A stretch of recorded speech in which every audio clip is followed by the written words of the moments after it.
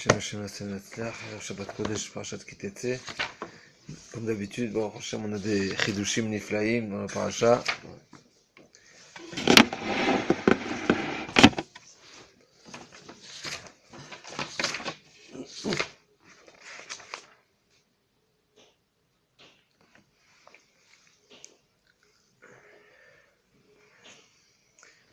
Alors Laura, j'ai commencé par le sujet de la parasha qui va être rappelé dans le Dvar Torah. Il y a une parasha qui est peut-être connue, qui est peut-être al-pipshat, elle paraît un petit peu simple si on va dire. C'est de la personne qui se marie et qui choisit de dire du lashon hara, du moti shema plus exactement, sur sa femme, en disant que l'omatzatia la betulin. Kikar ishisha uba elea usnea, vesamla alilot devarim, veotzi alea shemra ve'amar, et haisha azot lakarti ve'ikavela, ve'lomatzatia betulin. Donc elle n'était pas vierge, donc elle m'a trompé. Donc nous savons que à l'époque essentiellement dans la Torah et à l'époque de la Gemara aussi encore, la femme, le processus du mariage il se passait en deux temps. Il y avait les fiançailles, ce qu'on appelle les fiançailles, mais c'était qu'elle est réellement mariée. Donc la jeune fille se mariait, la femme se mariait, et ensuite elle se préparait au mariage, et c'est seulement ensuite qu'elle était Nessoua, qui vivait ensemble, donc c'était la choupa. Donc il y avait le moment où l'homme donne la bague, et lui dit arrête mes coups d'échetli, et à ce moment-là, la femme est considérée mariée, mais c'est pas pour autant qu'ils vivent ensemble, donc elle a un digne de Haroussa, et donc il y a des halakhot particulières. Donc cette période, donc juste pour rappeler pourquoi de nos jours on fait pas comme ça, cette période c'est une période très difficile. Pourquoi? Parce que d'une part la femme, elle est mariée, mais d'une autre part ils vivent pas ensemble. Donc si une femme mariée, elle est à l'attente, si on veut, de retrouver son mari, il peut avoir des tentations, il peut avoir malheureusement, elle peut se trébucher, et à ce moment-là, si elle a une relation avec un autre homme, c'est échetish, les gamres, elle est considérée échetish. Donc le mari, après avoir retrouvé sa femme un an après, lui dit mais elle a eu une relation avec un autre homme. Donc la question elle est ici bien sûr de savoir quand est-ce qu'elle a trompé, ou bien c'était avant encore les fiançailles, ou bien c'était par accident, etc. Donc il y a toute une procédure, il y a une vérification où les Bédines se devront de venir découvrir les faits, et c'est comme ça que la Torah nous dit. Ou Vene ou Samla Elot Devarim, donc les parents, puisqu'on parle d'une jeune fille, prétendent que la fille elle n'a pas fauté, et donc c'est seulement du moti shemra, seulement des mauvaises paroles, et donc le Beddin se doit de vérifier est-ce que réellement il y a des témoins qui pourraient venir témoigner et qui pourraient venir appuyer les propos du mari, ou au contraire ils viendront défendre la jeune fille, puisqu'en l'occurrence ici on parle d'une jeune fille Nahara Morasa, donc elle est encore entre si on veut le reshoot de ses parents, de son père plus exactement. Et la Torah nous dit dans le cas où il s'avère que c'est juste qu'elle a trompé, donc elle était échetiche, elle était une femme mariée qui a une relation, donc il fera la sanction qu'elle méritera sera ce qu'il a, puisque Nahara Morasa c'est une des mitotes Chamurot, qui est Biskila, plus que Eshatish, une femme qui est déjà mariée, qui est déjà Nessoua, que c'est seulement Bechenek, c'est le plus léger. Là, c'est Biskila, c'est le plus Chamour. Il y a une marloquette, encore une fois, entre Rabbanan et Rabbi Shimon, si je ne me trompe pas.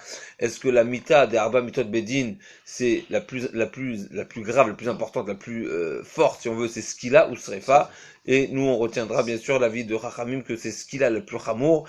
D'ailleurs, c'est une des preuves que Chachamim donne pour prouver justement que la skila c'est la mita chamura, c'est que le mevarech et Hachem, celui qui malheureusement il n'est pas Mevarer, mais bien sûr à l'envers, mais c'est comme ça qu'on dit, Hachem, il mérite cette mita de ce qu'il a, et on retrouvera aussi celui qui est Mechal Shabbat, qu'est-ce qu'il a, et là aussi on voit Nara Morasa, c'est la mita la Chamura, Rabbi Shimon il est Cholek, qui dit c'est Srefa qui est plus Chamura, en tout cas nous on retiendra le Vidochem, d'ailleurs quand on cite les Arba Mitot dans Yom Kippur, on dit ce qu'il a Srefa, Erek, Vechenek, c'est dans cet ordre-là qu'on donne, comme la vie de Chachamim.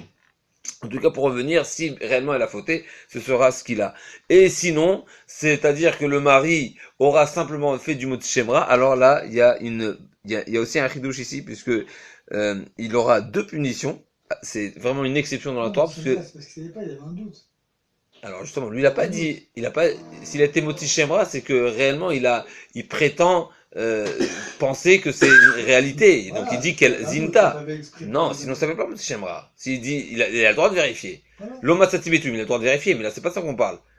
Là on parle qu'il prétend qu'elle zinta tartav. Donc il a été moti Shemra. Voilà, ça veut dire que lui il prétend, il a amené des faux témoins, etc. Il a triché, exactement, il a triché. Non, mais la sota, c'est sur un sapek aussi? La sota, c'est sur un safek. Mais c'est un safek très particulier parce qu'il y a Shragleim Nadavar. Parce qu'il y a eu Kinu Yustira. C'est-à-dire qu'elle était prévenue de ne pas s'enfermer. Elle s'est enfermée. Donc, l'enfermement n'est pas un safek. C'est une certitude. Et ensuite. Il y en a qui divorçaient. Il y a des rabbins qui ont divorcé parce que la femme, elle s'est enfermée avec un autre homme, 2 minutes. Ça, c'est le cas de quoi? Ça, c'est sota. Vadaï ou c'est le cas de pas Vadaï? Sota, c'est safek. Seulement, la Gemara l'appelle ça, c'est un Ragleim Nadavar. C'est un Karov Levadaï, si on veut, parce qu'il y a Ragleim Nadavar, ça veut dire du fait que le mari, il l'a mis en garde. Et ça veut dire qu'il a déjà soupçonné. Ça veut dire qu'il y avait des raisons de soupçonner parce qu'il a vu un certain comportement qu'une femme mariée ne doit pas avoir avec un certain homme, de s'isoler. Et elle s'est isolée. Alors, on ne sait pas clairement qu'il y a une relation, mais c'est un certain Ragleim Nadavar. Ça reste un Safek, mais c'est un Ragleim Nadavar. Ça veut dire il y a pas de fumée sans feu. Et du fait que la fumée elle est visible, alors le feu aussi il est. En tout cas, ça c'est Sota. Là, on parle de Nara Meorasa. Donc lui, le soir du mariage, il décide de renoncer Kaviachol et il veut pas, il est moti Shemra, vainement si on veut. Et là, on voit que la Torah va lui mettre sur la tête plusieurs choses. Veiseruto, ve'ancho otome kesef. Et en plus, le Yochal Shalcha Kol Yamav, il y a une particularité, on était en train de dire que d'habitude dans la Torah, il y a une notion de Rish'a ata mechayvo, asher yarshion elokim, c'est marqué dans le pasuk que le Bedin, il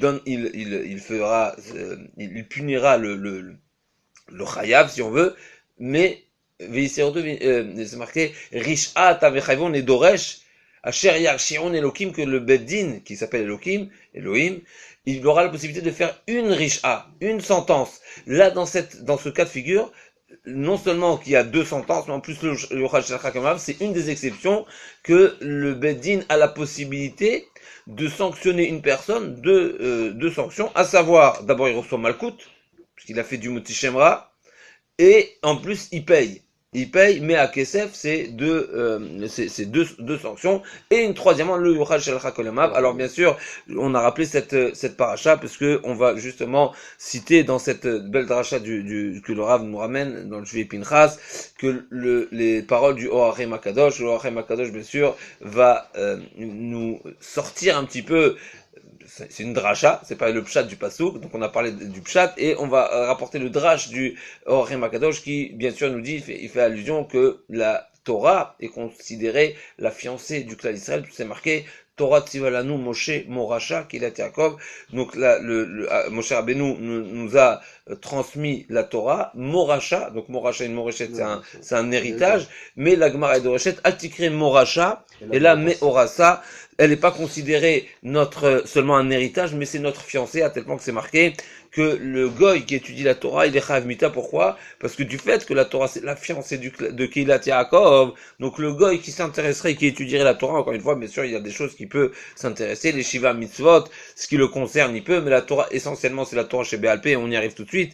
La Torah chez Béal P, il n'a pas le droit de la toucher, puisque c'est réservé au clan d'Israël, c'est les fiancés du clan d'Israël. Donc finalement, le Orem HaKadosh nous dit, ici, il y a aussi une allusion claire à l'étude de la Torah, qui est la fiancée du clan d'Israël. Et donc, une personne qui viendrait être Moti Shemra, après on reviendra, mais je commence par le Orem HaKadosh, une personne qui viendrait être Moti Shemra sur la Torah, c'est-à-dire une personne qui viendrait dire, je me suis marié avec la Torah, c'est-à-dire, j'étudie la Torah, je me donne à l'étude de la Torah. Mais l'omatzati betulim, c'est-à-dire quoi l'omatzati betulim? Il dit le Orem Akadosh, c'est que je n'ai pas, la Torah ne m'a pas donné la facilité de vie dans le sens matériel. Je suis censé voir de la bracha, la Torah est censée m'ouvrir les portes de la parnassa, mais je ne vois pas la parnassa. Et donc, quelque part, il se plaint, c'est un certain motichemra, puisque on sait que la Torah, c'est une source de vie, c'est une source de bonheur, il y a tout dans la Torah. Et donc, quelque part, c'est une certaine forme de motichemra. Eh ben, veiseru oto ve'anchu oto mea kesef. À quoi ça fait allusion? Mea kesef, ça fait allusion au mea brachot chez bechol yom. On y arrive tout de suite. Mais ça fait allusion à l'obligation que l'homme se doit pour réparer cette faute-là de motichemra. Il se doit de réparer en citant les mea brachot que Chaim était metaken, puisque nous savons bien que au temps de David Amelech, il y a eu une épidémie où il y avait 100 morts tous les jours. Et David Amelech a demandé le pourquoi, etc. Et à la suite de cette magéfa, de cette épidémie, David Amelech a été metaken, donc il a instauré que chaque Ben Israël se doit de citer 100 brachot tous les jours pour justement se rapprocher d'Hachem. Et il y a même un appui, une asmarta du pasuk qui nous dit Ve'ata Israël ma Hashem Elokecha doresh meimar demande et attend de toi ki im leira et chachamim son doresh. Ce pasuk dit ma Hashem doresh meimar, qu'est-ce que Hashem demande et attend de toi? Al tikre ma et la mea, ne ajoute à l'intérieur de ce mot-là le Aleph, et ça sera le mea, c'est le collet de toutes les façons, on peut dire aussi c'est Hashem, et donc, de cette manière-là, Hachem demande que on cite, justement, c'est une asmarta, mais il nous demande la ira. De quelle manière on va atteindre la ira, puisque la ira, comme la Gemara a dit, milta zutratei, est-ce que c'est une petite chose, c'est une affaire simple de craindre Hachem, c'est-à-dire de réaliser que Hachem, Shiviti Hachem Negditamid, qu'à chaque instant, on a cité la semaine dernière aussi, mais on le répète, puisque ça concerne encore une fois, on est toujours dans le mois de Elul, et c'est quelque chose qu'il faut particulièrement se renforcer. Donc, Hachem, Shoel Mimar, qui Hachem te demande que de le craindre. Et la Gemara demande quoi? De le craindre, quelque chose de simple. Alors, à travers cette Gemara Behemet, à travers cette Takana des Mea Brachot, à travers ce que Chachamim nous ont instauré, de citer, bien sûr, avec ferveur et avec beaucoup de Kavana, ces 100 Brachot, alors Behemet, on aura cette possibilité, et c'est seulement de cette manière qu'on pourra arriver à une crainte d'Hachem, puisque à chaque instant, finalement, on est pratiquement, si on réalise, à chaque instant dans la journée, on est confronté à une bracha. Que ce soit, bien sûr, au réveil, avec toutes les birkot hachachar, avec les brachot qui sont instaurées du réveil, et ensuite les brachot de Kriyat Shema, et la Hamida, etc., le birkat Amazon, Asher Yatzar au courant de la journée, pour chaque aliment, avant et après, etc. Donc finalement, Chachamim, qu'est-ce qu'ils ont voulu faire? C'est peut-être pas la seule explication, mais ce qui est clair, c'est que l'homme, à travers sa journée, il n'a pas un moment où il se doit pas de réciter une bracha. Il n'a pas, dans ces 24 heures, alors dans les 24 heures, on va enlever les heures du sommeil, mais on démarre avec les brachot, et on finit notre journée aussi avec les brachot, et finalement, ça veut dire qu'on a un rappel constant de notre obligation, de notre reconnaissance qu'on se tient devant Akadosh Baruch Hu, on est ses esclaves, et c'est de cette manière qu'on pourra intégrer cette ira. Donc finalement, pour revenir au Rachem Akadosh nous dit, une personne qui s'est permis d'être Moti Shemra, et de dire des choses qui sont kaviachol mauvaises, et une mauvaise interprétation, une mauvaise compréhension sur la Torah, que l'étude de la Torah ne nous ouvre pas les portes du Olam Hazé, alors mettre cette personne-là, c'est une preuve qu'il manque de ira. Donc s'il manque de ira, de quelle manière il doit être sanctionné? Il doit réaliser qu'il doit travailler la crainte d'Hachem. Et de quelle manière on travaille la crainte d'Hachem? C'est à travers les Mea Brachot. Et mettre cette crainte-là, quelle est la réponse à cette question qui se pose cette personne? Comment ça se fait-il que je ne mérite pas à la bracha matérielle? La réponse est que cette personne-là qui ose dire des propos pareils, c'est qu'il manque de la ira, c'est qu'il n'a pas encore travaillé la crainte du ciel. Et c'est marqué dans la Mishnah, Kol she'ira tret o kodemet le chormato mitkayemet. Le Rachem Akadosh nous dit quelque chose de nifla. Il nous dit, tu sais pourquoi cette personne n'a pas mérité? C'est parce qu'il est pas Yerei Shamayim, il n'a pas la crainte du ciel. Une personne qui n'a pas la crainte du ciel, donc sa Torah aussi ne lui donne pas du kiyum, ne lui donne pas aussi le matériel. C'est-à-dire, encore une fois, c'est un cercle vicieux. La personne pense, ah, j'étudie la Torah, et je m'intéresse à la chorma de la Torah, et je ne vois pas la facilité de la vie. La réponse, elle est, tu sais quoi, si tu as été jusqu'à là d'avoir cette pensée et de l'exprimer, c'est que réellement tu as un manque de Hirat Hashem. Et Béhémet, le manque de Hirat Hashem est la réponse, Béhémet, à ta question. Tu sais pourquoi tu ne constates pas la bracha? Parce que Béhémet, t'as pas la proximité, t'as pas la crainte d'Hachem. Et une personne qui n'a pas la crainte d'Hachem, l'étude de la Torah finalement, eh ben, ne lui ouvre pas cette porte. Et donc c'est un chidouche nifla qu'on se doit finalement. La Yirat Hashem, ça veut dire que c'est la Torah. C'est sûr que Talmud Torah Keneget Ulam, mais Kol Sheyirat Chet O Kodemet Lechormato Chormato Mikayemet. C'est seulement une personne qui se travaille et qui réalise à chaque instant qu'on est Shiviti Hashem Enegditamid, que là la Torah lui donnera la bracha Amen Keneratzon. Et là on va revenir maintenant à la. Donc ça c'est. Juste une question, c'est pour ça que les Betoulim, c'est Bitoul. Et la chaîne Bitoul, c'est qu'Hachem il a annulé les problèmes de Alors j'entends, mais. C'est pour Bitoulim, pour savoir par rapport à Bitoulim, Alors comment ça rentre dans le. Bitoul et Betoulim ne s'écrivent pas la même chose, Non, parce je que sais, mais Betoulim on c'est l'entend. avec. J'entends. Betoulim, ça s'écrit avec tête, taf, ok. pardon, et Bitoul Ah oui. c'est avec tête, mais Aval Enach, mais j'entends, ça veut dire qu'il faut. Chazak, j'entends. Chazak, j'entends. En tous les cas, on voit, ça c'est le. Chazak, bon, j'entends. En tous les cas, il y a le son qui est entendu. Chazak ou Baruch.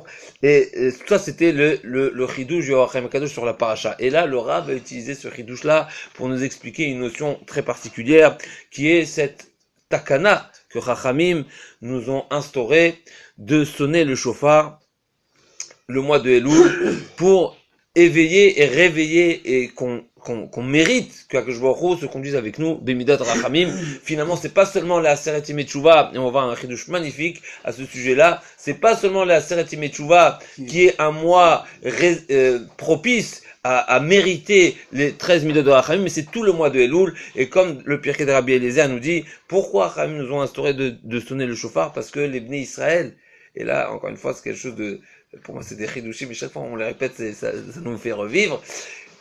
Quand Moshe Rabbeinu est monté à nouveau, après le Chet HaEgel, nous savons que Moshe Rabbeinu est monté à 3 reprises au ciel, Arbaim Yom Arbaim Laila, donc la première fois, Matan Torah. Le don de la Torah était le 6 Sivan, on a reçu Akadosh Baruch Hu qui nous a dit Anochi Hashem Elokecha et les Aseret HaDibrot, les 10 commandements. Moshe Rabbeinu, le lendemain, il a dit au Bnei Israël, je vais monter au ciel 40 jours et je vais vous ramener les tables de la loi, je vais ramener les louchot. Le compte a mal été fait. Moshe Rabbeinu leur a dit 40 jours, et nous savons que les jours, Moshe Rabbeinu était mitkaven 40 jours entiers. Entier, ça veut dire 24 heures, et nous savons que la journée, d'après notre religion, d'après la Torah, pour le Ben Israël, c'est pas notre religion, c'est pour le Ben Israël, parce que pour le Goy, c'est pas comme ça, avant Matan Torah, c'est pas comme ça, donc je précise que c'est vrai que dans la création du monde, c'est marqué Vayere Vayiboker, que c'est la source, que notre journée commence, donc nos 24 heures commencent par la nuit, mais c'est particulier au Bnei Israël, et on pourrait voir qu'il y a des Mefarshim qui disent qu'avant Matan Torah, c'était différent, pour le Goy, c'est différent, si je me trompe pas. En tout cas, Moshe Rabbeinu a dit au Bnei Israël, 40 jours, je vais monter.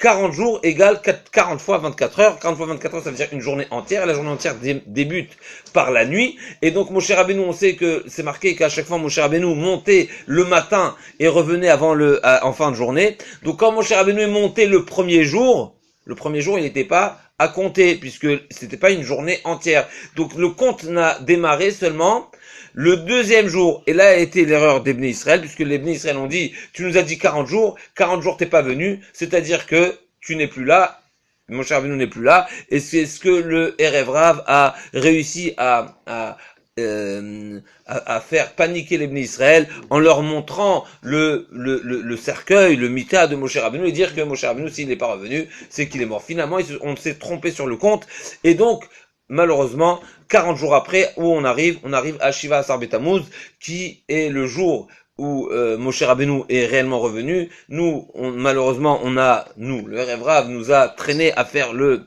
Egel. Donc le 17 Tammuz, on a fait le veau d'or. Le 17 Tammuz, les tables, les louchot ont été brisées. Donc ça, c'est les premiers 40 jours. Et Moshe Rabbeinu est monté le lendemain à nouveau, encore 40 jours, où on arrive à Rosh Chodeh, à Kaftet, Kaftet Av. Kaftet Av. Moshe Rabbeinu, il est monté une deuxième fois pour demander le pardon. Et ensuite, donc Moshe Rabbeinu a demandé de ne pas exterminer les ministres, etc. Et c'était 40, les deuxièmes 40 jours. Les troisièmes 40 jours ont démarré Rosh Chodesh Elul. Rosh Chodesh Elul, Moshe Rabbeinu a dit, je vais monter à nouveau pour demander que Akadosh Baruch Hu m'offre de nouveau les Luchot Shniot. Et donc il est monté Rosh Chodesh Elul, et il est redescendu 40 jours après, qui tombe. 40 jours après, ça tombe Yom Kippour. Donc, donc on a encore une fois les trois fois 40 jours.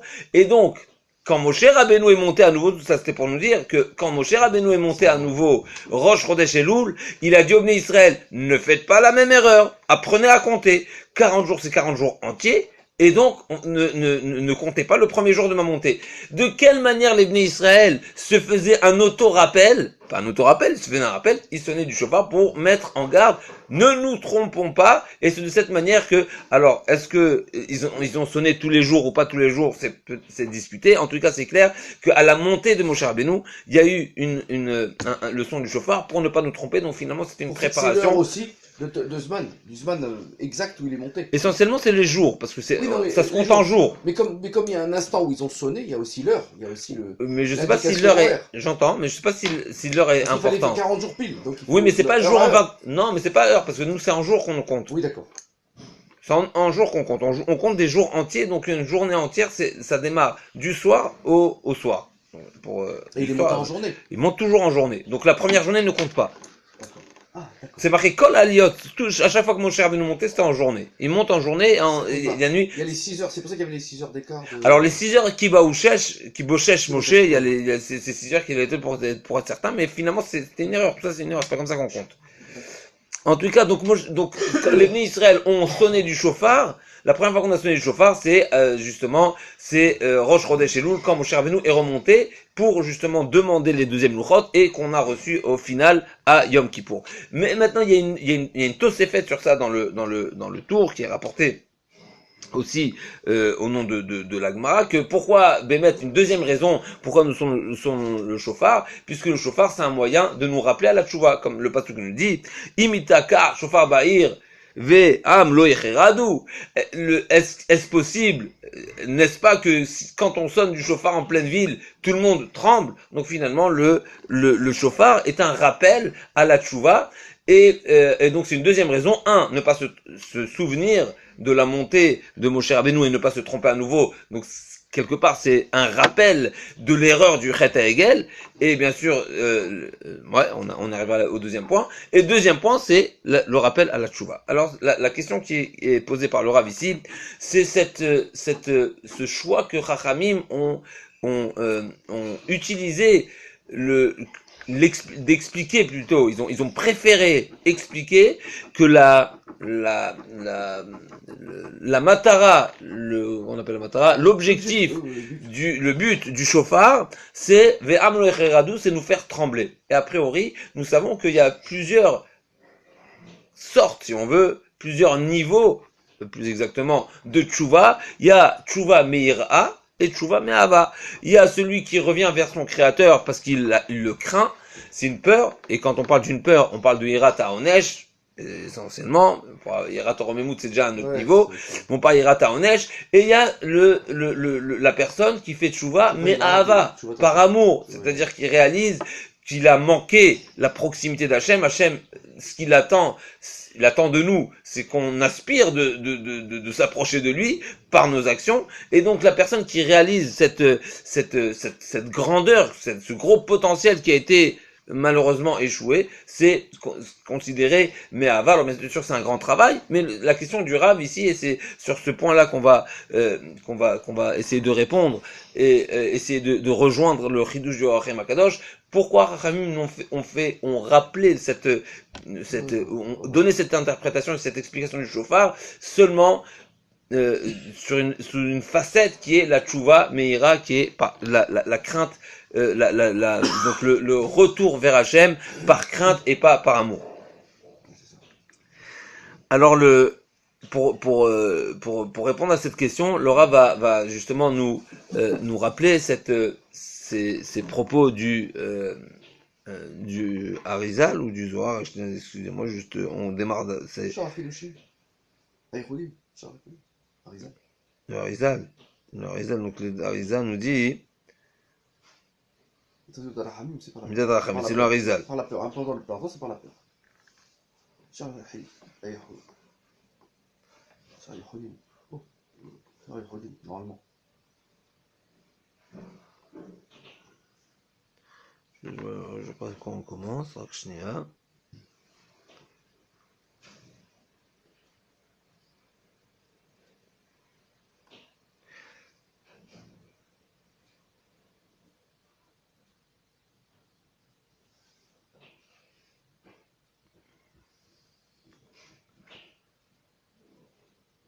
Donc on va juste donc Bémet c'est le Harizal qui a enseigné à donc les mots ce qui est apporté au nom du Harizal, c'est que il a enseigné à Abraham Vital, donc son Talmid, de la manière de se connecter, si on veut, d'être mitached, donc de s'unir, si on veut, à ces midot au yod gimel midot rachamim.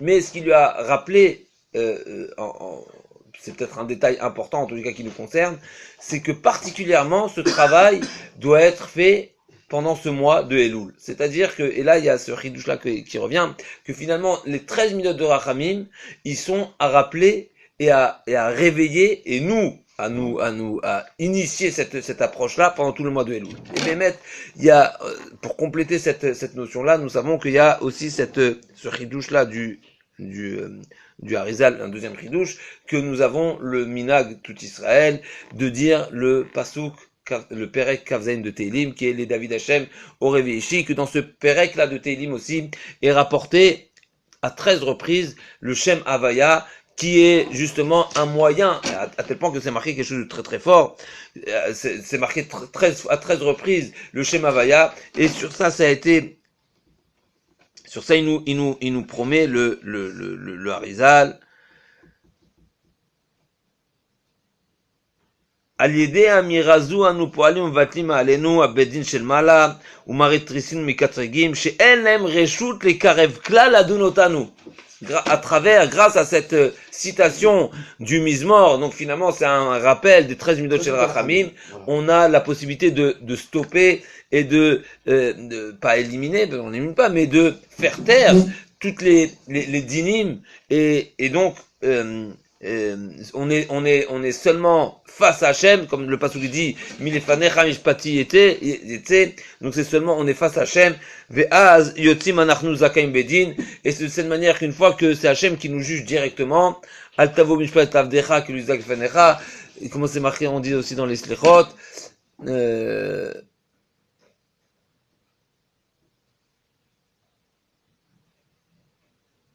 qu'on demande, il faut que ça me revienne, et on demande que c'est Akshbochou qui nous juge directement. De nos premières fautes. Mais c'est clair, mais on demande que Hachem nous juge directement et qu'on soit pas jugé par ni Pelana biad Hachem, Kira Abim Rachamav. On demande que Hachem, c'est Hachem qui nous juge et qu'on soit lui-même directement et qu'on soit pas jugé par toute la cour, parce que Hachem il a une midad Rachamim. Parce qu'il est Rachamim. passé du trône du din au trône de Rachamim en ce moment en Elul. Ouais, okay. Alors justement, et là on va, il y a fait mode. Donc encore une fois, on a commencé par les 13 midot de Rachamim qui sont le mois de Elul, et on arrive tout de suite à ces explications. Il y a le Tiknu Rachamim de citer le Mizmor, les David Hashem qui rappellent les midot de Rachamim. Et on va encore dans le même sens où le mois où Bémet et Ramouz, le mois de Elul dans ce Mizmor, c'est Ani le Dodi qui est dans Shir HaShirim, c'est marqué Ani les Dodi Vedodili, Aroé Bashushanim, Ani les Dodi Vedodili, c'est le Rachetevot Elul, et Aroé Bashushanim, et là on va arriver à la deuxième facette si on veut, ou par quel mérite, de quelle manière, nous est-ce que ça suffit seulement de proclamer les 13 midot de Rachamim pour mériter à ne pas être jugé, ou bien on a un travail à fournir de notre part. Alors déjà, je vais commencer par la première facette qu'on a déjà rappelée, le fait même que Moshe Rabbeinu, ça a été une date pour l'Ebné Israël, pour tout le clan Israël, où Moshe Rabbeinu a mérité, bien sûr par cette filote, et par peut-être aussi la tchouva des Bnei Israël, même si on peut se poser des questions, en tout cas même par le mérite de Moshe Rabbeinu, qui est monté à nouveau demander la Midad Rachamim. Et tout ce mois de Elul, il était Beraton, comme c'est marqué, Ma Rishonim Beraton, Avshnim Beraton, que les deuxièmes 40 jours, ils étaient Beraton, ils étaient avec, agréés par Akadosh Baruch Hu. Donc tout ce mois de Elul, finalement, c'est un mois de Raton, et c'est pour ça que on mérite le Midad Rachamim. Mais il y a une notion encore plus forte que ça. C'est que finalement, le Midad Rachamim, quelque chose de très fort. Le Midad Rachamim, on a posé la question de quelle manière on va le réveiller. La réponse, elle est Alpi, une dracha magnifique que on pourrait se poser. Finalement, il y a une question quand on lit les psukim dans la Torah, qui rappelle, dans lequel sont cités les 13 Midot Rachamim, c'est marqué à 2 reprises la notion de Berit.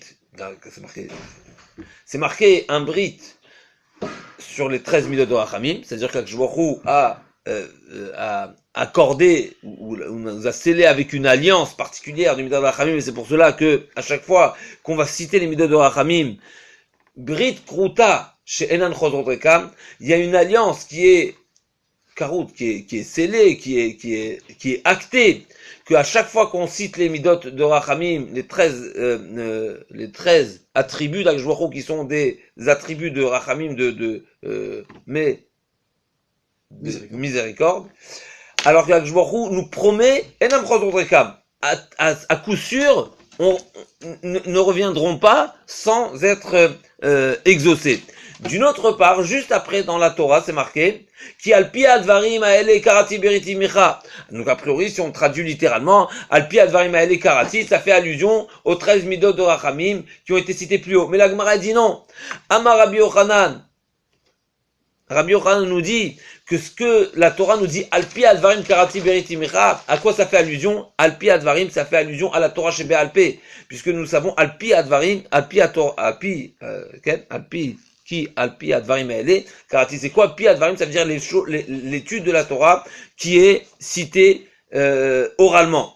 Et donc, a priori, la question qui se pose, c'est qu'il y a une stira, il y a une contradiction. D'une part, tu nous dis que les 13 midot de Rachamim, c'est une alliance en soi. Et d'une autre part, Rabbi Yochanan nous dit non. Qui alpi advarim lo karati beriti micha, que alpi advarim, c'est seulement par le mérite de l'étude de la Torah. Et quelle étude de la Torah? De la Torah orale, que on méritera les 13 midot de Rachamim. Donc, on voit clairement ici qu'il y a une condition, si on veut, pour mériter les 13 midot de Rachamim, c'est seulement grâce à cette étude de la Torah qui est Torah chez Be'alpé. Et là, on va revenir encore une fois, on a posé la question, pourquoi le mois de Elul, particulièrement, grâce à cette question, on va répondre à la première question. De quelle manière, le mois de Elul, on va mériter 13 midot de Rachamim? La réponse, elle est, Alpi à Torah. Qui alpi advarim eli karati beriti micha. Nous savons que Moshe Rabbeinu est remonté à nouveau le Chodesh Elul, et quand il est monté à nouveau, c'est pour recevoir les deuxièmes louchot, et ces deuxièmes louchot, je sais pas si on pourra tout expliquer, mais ils sont bechinat Torah chez Be'alpé, on reviendra. Alors ce mois de Elul, depuis le début de notre histoire, bien sûr à partir de Yetziat Mitzrayim, le début de l'histoire du Klal Israël, c'est Yetziat Mitzrayim, du fait que Moshe Rabbeinu s'est donné Arbaim Yom Varbaim Laila, il s'est donné à nouveau, il a été Moser Nefesh pour la Torah chez Be'alpé. Alors là, c'est grâce à ça qu'on mérite les 13 midot de Rachamim. Et là, on revient tout de suite. Il y a un beau chidouche du Bet Halevi. Donc encore une fois, on a commencé par une question, c'est quelle alliance, si on veut, ou de quelle manière, sur quoi s'appuie la promesse que l'alliance des 13 midot de Rachamim ne reviendra pas sans être exaucée. D'une part, on a l'impression que c'est les 13 midot de Rachamim, c'est une alliance à part entière. D'une autre part, on voit que la Gemara nous dit que non, les 13 midot de Rachamim sont dépendants de l'étude de la Torah chez Be'alpé. Donc la question est de savoir comment les deux se marient ensemble. La réponse est que c'est grâce à la Torah chez Be'alpé qu'on mérite les midot de Rachamim. Et je on a demandé, alors, comment nous on va les mériter? Réponse, grâce à Moshe Rabbeinu, déjà on les mérite. Pourquoi? Parce que Moshe Rabbeinu, par son mérite, il a déjà œuvré pour nous depuis la première fois Chodesh Elul, et c'est grâce à Moshe Rabbeinu qu'on a mérité la deuxième Torah qui est Torah chez Be'alpé. On y arrive tout le chidouche du Bet Halevi. Mais pour revenir à ça, donc nous, le Chodesh Elul, finalement, tout le Chodesh Elul, on sonne du shofar. Pourquoi? Pour nous rappeler que c'est une période dans laquelle il faut se renforcer dans l'étude de la Torah chez BLP pour mériter Midot Rachamim, puisque c'est Moshe Rabbeinu. Encore une fois, on revient à ce que Rachamim nous a instauré de sonner le shofar. On a posé la question, pourquoi on sonne le shofar tout le mois de Elul? Parce que ils ont sonné quand Moshe Rabbeinu est monté. Et qu'est-ce qu'il a fait, Moshe Rabbeinu, quand il est monté? Arbaim Yom, qu'est-ce qu'il a fait? Il a étudié à nouveau la Torah. Quelle Torah? Torah chez BLP. Nous, et c'est grâce à ça qu'on va mériter le 13 Midot Rachamim qui est à la fin de ces 40 jours. Et là, on arrive au chidouche magnifique du Bet Halevi. Le Bet Halevi dit, dans le Yerushalmi de Shkalim, c'est marqué, concernant les deuxièmes louchot, c'est marqué comme ça. Un chidouche nifla du Bet Halevi. Il a regardé les tables, il a vu que s'il était écrit, c'était envolé. Chazak ou Baruch. C'est marqué dans le Yerushalmi. Ben Kol. C'est vrai? C'est vrai Kélim. C'est vrai qu'il y a un Yerushalmi qui dit magnifique. Comment se fait-il que Moshe Rabbeinu a cassé les tables? Alors on sait bien qu'ils étaient lourdes et donc il les a cassées. Pourquoi ils étaient lourdes? Parce que ça s'est envolé. Qu'est-ce qui s'est envolé? C'est quoi qui s'est envolé? Alors, jusqu'à présent, on sait que puisque c'est Hakadosh Baruch Hu qui a inscrit la Seret Adibrot sur les pierres, alors il y avait des nissim, que les lettres Bémet, c'était pas une gravure physique, mais c'était quelque chose de spirituel. On parle des premières. Même les deuxièmes, là on parle des premières, mais même les deuxièmes, c'est Hachem qui a inscrit. C'est Moshe Rabbeinu a seulement préparé le tableau, il a préparé les louchot, donc les tables, mais c'est Hachem qui a inscrit. Donc à chaque fois c'est l'écriture d'Hachem. Mais en tout cas, il y a une différence fondamentale de ce Yerushalmi, on apprend qu'il y a une différence très forte entre très importante, entre les premières tables et les deuxièmes tables. C'est quoi la différence? C'est que le Yerushalmi dit que entre chaque lettre, il y avait inscrit aussi d'autres choses. Qu'est-ce qui était inscrit? Toute la Torah chez BLP. Dans les premières, on savons très bien qu'il y a une différence entre les premières tables et les deuxièmes tables. C'est marqué que les premières tables, si on étudiait, on n'oubliait pas. Il fallait pas s'efforcer pour étudier. C'était facile, c'était naturel. Pourquoi tout ça? Réponse, parce que tout était inscrit. Même la Torah chez BLP était inscrite. Entre les lettres, il y avait des lettres. C'était entre les lignes. Donc finalement, si on veut l'effort, comme d'ailleurs c'est ce qu'on a retenu aujourd'hui, il n'y a pas d'effort à fournir. Et tout était, quelque part, c'était une connexion directe, tout était en flash, tout était en évidence, tout était peut-être en niveau de Aspaklar Meira, peut-être, je sais pas exactement, parce que ça c'est de l'ennévoie, mais en tout cas, la Chokhma, elle était claire, elle était évidente. Ni il fallait s'efforcer pour comprendre et pour atteindre des hauts niveaux, ni il y avait l'oubli. Quand Moshe Rabbeinu, qu'est-ce qui s'est envolé à la suite du Vaudor? Tout ce qu'il y avait, en tout cas essentiellement ce qui n'est pas revenu, c'est tout ce qu'il y avait entre lettres et la Torah chez BLP. Toute cette Torah chez BLP, elle s'est volatilisée. Une fois qu'elle s'est volatilisée, Moshe Rabbeinu, si on veut, était sans force. Si en force, il les a laissés tomber, ou il les a cassés activement. Et pourquoi Béhémet, la faute du Vaudor a été une cause de perdre ce cadeau-là de la Torah chez BLP? La réponse est parce que toute la faute du Vaudor, elle a été basée, si on veut, malheureusement, la mauvaise racine était quoi? Un manque de Emouna, un manque de croyance en Moshe Rabbeinu. C'est-à-dire, Moshe Rabbeinu, c'est lui qui leur a annoncé son départ et son retour. Moshe Rabbeinu, donc, c'est le Navi, où on a l'obligation, mais ça reste un être humain, c'est sûr que ça s'appelle Ishe Elohim, c'est un être humain très particulier, mais finalement, c'est à travers Moshe Rabbeinu qu'on est censé, et tous les Dorotes, qui sont des parties, si on veut, de Moshe Rabbeinu, toutes les Chachamim, ils sont un Mehen de Moshe Rabbeinu, ils sont un Nitzos de Moshe Rabbeinu, ils sont donc une partie de Moshe Rabbeinu, donc toute la Torah c'est Moshe Rabbeinu Be'etzem. Nous, on a eu un manque de confiance envers Moshe Rabbeinu. Moshe Rabbeinu nous a dit 40 jours. On commence à faire 40 jours, pas 40 jours, il s'est trompé, il est mort, il est pas... Mais il t'a dit quelque chose, mais fais-lui confiance. C'est lui qui t'a annoncé, Nachon, il est parti, tu es d'accord qu'il est parti? On a vu qu'il est parti. On a vu qu'il est pas là. Il nous a dit qu'il va arriver, mais fais-lui confiance. On a eu ce manque de confiance. Ce manque de confiance, c'est justement ça, l'erreur et la faute qui nous a causé de ne pas mériter la Torah chez BLP. Et donc, naturellement, si on veut, à travers la Torah chez... Et donc, la seule manière de réparer cette faute, si on veut, c'est seulement à travers les labeurs, à travers la répétition, parce que sinon on oublie. Pourquoi? T'as pas voulu faire confiance? Eh ben, casse-toi la tête. C'est ça que je me l'ai dit. Celui qui fait pas confiance, il y a deux routes, si on veut. Il y a où la confiance, la Emouna, la Ahava, finalement, parce que Donc, À voix haute, ça on travaille la Emouna, parce que si on recommence, c'est qu'on a la Emouna que ça va rester. On espère, c'est-à-dire on espère.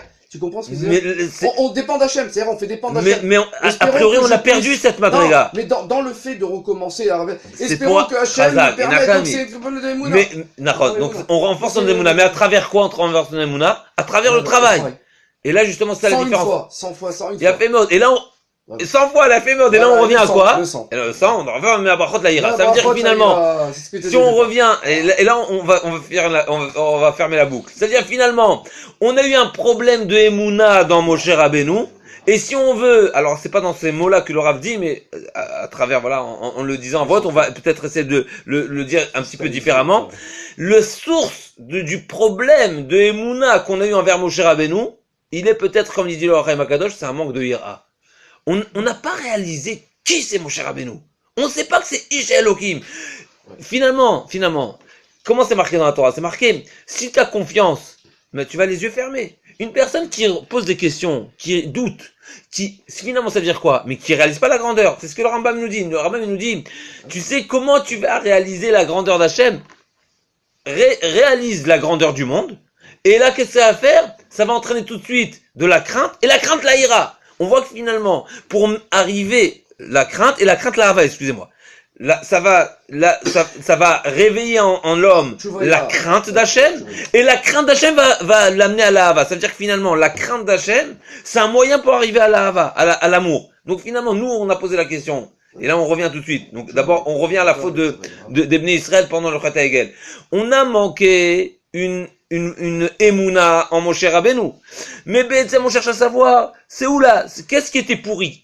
Où il manquait les bases? Le manque de base de la Emouna, de Emouna, il était par un manque de Yira. Et donc, finalement, pour nous, quand on revient une fois qu'on a mérité, si on veut, les Luchot Shniot, Hachem a dit, vous savez de quelle manière vous allez mériter, ou en tout cas, vous allez pouvoir atteindre à nouveau ce niveau-là de Torah chez Béalpé, c'est à travers la ira. Vous avez un manque de ira. Pour la ira, il faut de l'assiduité, il faut de la répétition, il faut du hamal, il faut de la labeur, et il faut se donner à la Torah corps et âme. Et c'est pour ça que, dans les Luchot Shniot, la Torah chez Béalpé, elle est un travail de l'homme. Il faut fournir un travail pour vivre la ira. Et ensuite, la ira va nous amener à la hava. Mais en tous les cas, nous, on avait posé la question. Maintenant, on revient à la question initiale. Comment se fait-il que Chachamim ont choisi de nous rappeler, de nous expliquer, nous interpréter la raison du shofar, ve'amlo yecheradu, que ce soit un moyen de nous faire peur? La réponse, elle est, parce que malheureusement, nous avons fauté. Malheureusement, on n'a pas eu la Emouna en Moshe Rabbeinu. Malheureusement, nous, pour arriver si on avait eu la Emouna, si on avait eu la confiance en Hachem, en Moshe Rabbeinu, donc on aurait été à la hauteur d'être déjà des personnes qui ont la ira, et donc on aurait pu atteindre la mida de Ahava directement. Mais il nous manque cette base. De quelle manière il faut craindre? De quelle manière il faut craindre? Et là, on revient au chidouche. Il y a la coupure. S'il n'y a pas la ira, il n'y a pas la hava, en fait. Il n'y a pas la ira. De quelle manière on va travailler la ira? C'est à travers l'étude de la Torah. Quelle Torah? La Torah chez Béalpé. Pourquoi? Parce que la Torah chez Béalpé, il faut de la Emouna, et donc ça nous oblige à une Emouna, une ira, une Emouna, et cette Emouna seulement va nous amener à l'Ava. Et là, on va rappeler un chidouche. Voilà. Les Me'abrachot, c'est Ma Hashem Doresh Meimar, qui Meira. Les Me'abrachot, c'est pour atteindre la ira.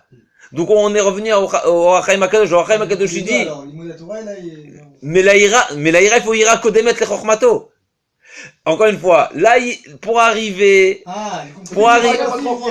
et que ça amenait là-bas, et cette ava, elle va amener la ira, le tira. C'est pas ce que je dis, mais je dis, la ira, elle est essentielle pour le limut Torah, et la limut Torah pour la hava. Ça veut dire midod rachamim, mais a fait mode, c'est ira. Après, grâce à ça, ça va emmener l'imoud de Torah, et dans l'imoud de Torah, il faut faire parce que, pourquoi ça venait à la Torah? Parce qu'il faut ira tret haut kodemet le chokhmato. Il faut que la ira soit avant. Parce que pour avoir un limud Torah émet et avec toute confiance, il faut de la ira, parce que s'il n'y a pas de ira, il n'y a pas de emunat rachamim, et s'il n'y a pas de rachamim, il n'y a pas. C'est les mabrachot. À travers les mabrachot, c'est pas ça la ira. Les mabrachot, c'est un moyen d'être iré Hachem. On est iré Hachem quand on réalise sa grandeur. La grandeur d'Hachem est censée nous effrayer. Donc ça, c'est la ira. Maintenant, il y a plusieurs niveaux. La peur de se séparer de lui. Et aussi la peur de se séparer de lui. Qui ça ira Torah Memout, ça.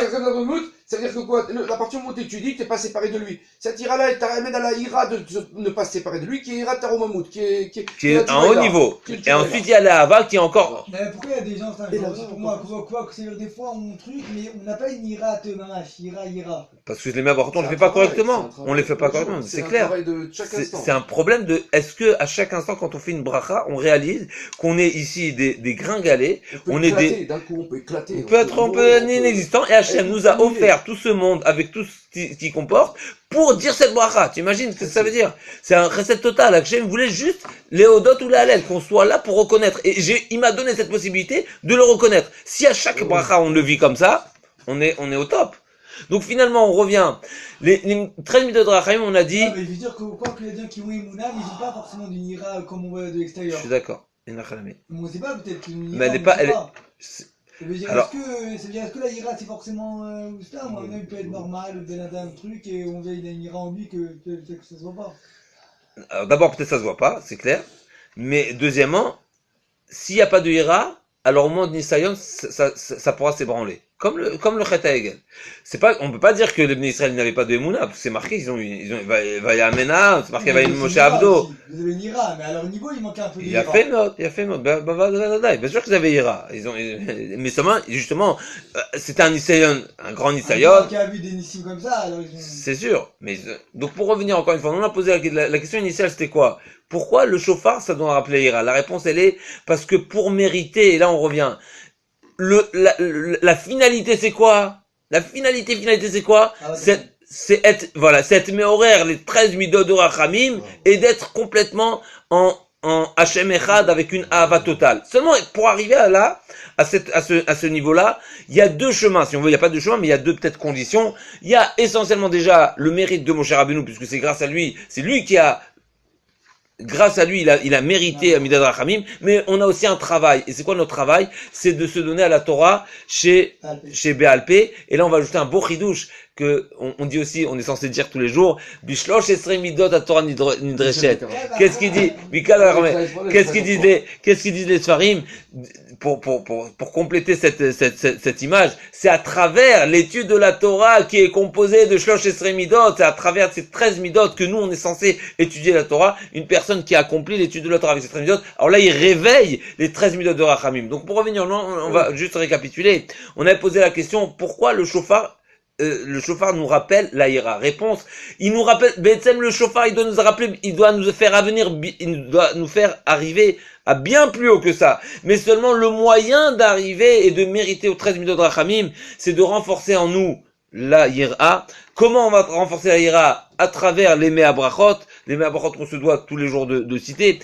Par cette avodala, par ce travail et par cette conscience, cette prise de conscience, alors là, notre étude de la Torah, elle sera complète, puisque il faut que Yiratreto Kodem et Chormato, il faut que notre crainte du ciel soit en préface, soit en introduction à notre étude de la Torah, et ensuite, l'étude de la Torah, elle est mitkaemet, et une fois qu'on a l'étude de la Torah, alors là, qui est essentiellement, encore une fois, la Torah chez Béal P, la Torah orale, qui est étudiée avec les 13 midot, alors là, on réveille les 13 midot de Rachamim, que Akadosh Baruch Hu, Bezrat Hashem, soit mitgalé, et nous juge avec ces 13 midot, qu'on se lie avec Hashem, et qu'on arrive à un Shema Yisrael, Hashem, Elokeinu Hashem Echad, qui est aussi 13, donc Bisrout, la Emouna en Akadosh Baruch Hu, Bisrout la Ira et la Torah, on méritera les 13 midot de Rachamim, Bishlemut Amen Keneratson.